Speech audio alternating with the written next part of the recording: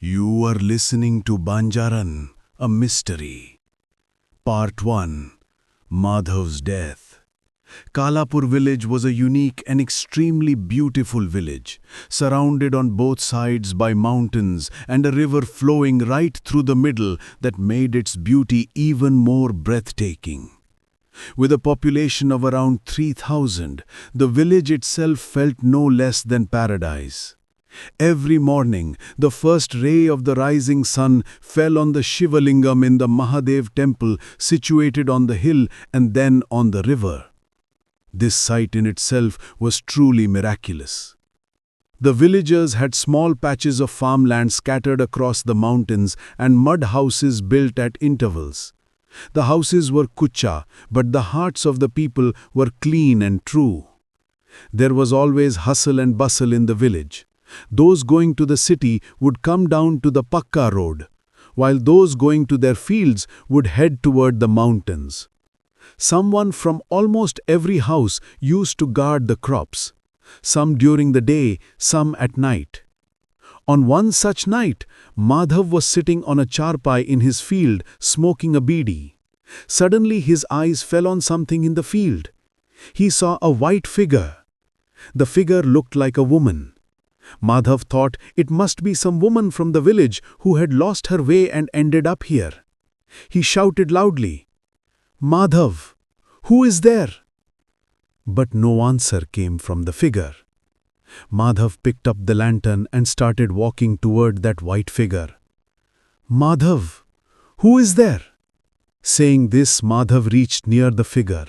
The moment Madhav stepped into the shadow of that figure, suddenly his entire body caught fire. In a single moment, Madhav's body burned and turned black, and Madhav died. Mohan, who was sitting in the neighboring field, saw Madhav's body burning. Screaming, he ran toward Madhav's field. But by the time he reached, it was too late. Madhav was already dead. The news spread throughout the village like wildfire.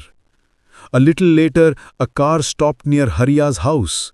Two strong men and a man wearing a white kurta and a turban on his head with a thick black moustache on his face got out. He was the village sarpanch, Thakur Gajendra Singh.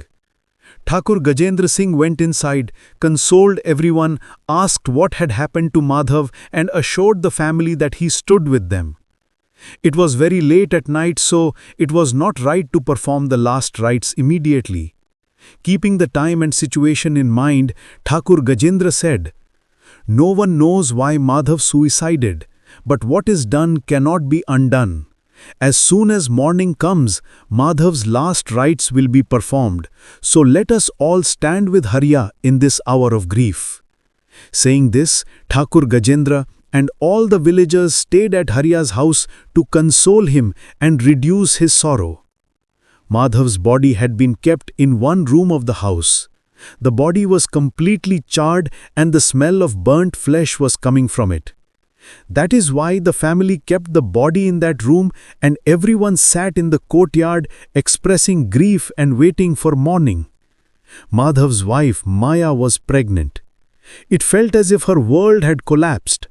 They had been married only 6 months, and now a woman carrying a 3-month-old child had become a widow. Her world seemed to end even before it had truly begun. Maya sat senseless in one corner, staring at the room where Madhav's body lay. By morning, Maya's brother had also arrived. In Maya's family, only her brother was left. His name was Vivek. Vivek lived in the city. As soon as he heard about the incident, he left immediately and reached his sister's in-law's house in his car just before sunrise. Seeing her sister's condition, Vivek's eyes filled with tears. He went to Maya, hugged her and tried to share her pain, but nothing affected Maya. She just kept staring at the room like a lifeless soul. Soon the sun rose and began spreading its light. Some villagers started preparing to take Madhav's body to the cremation ground. The bier was ready. Thakur Gajendra Singh said, "Hariya, now we should take Madhav for his final journey." Hearing this, everyone in the house started crying again. Once more the house echoed with wails. After a while, when everyone calmed down a little, Thakur Gajendra spoke again. "The time has come. We are all saddened by your side, but what has happened cannot be changed. If the family is ready, we can begin the final rites." At these words, the crying stopped. When everyone had quietened, Thakur Gajendra looked at one of his strong men named Bhima and said, "Bhima, go and bring Gayatri." Bhima nodded and left to fetch Gayatri. Gayatri was the village's professional mourner, Rudali. According to old customs, when someone died, a Rudali was called to weep over the deceased. But what had happened suddenly with Madhav had caused everyone immense grief. Gayatri earned her living by mourning at funerals. A little later, Bhima returned with Gayatri.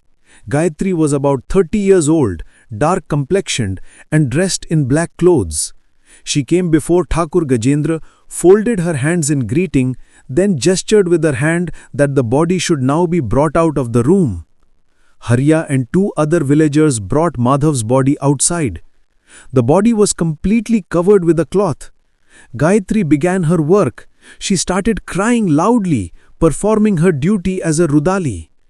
Suddenly a gust of wind blew and the cloth covering Madhav's face flew off. The moment Gayatri's eyes fell on Madhav's face, she stopped crying.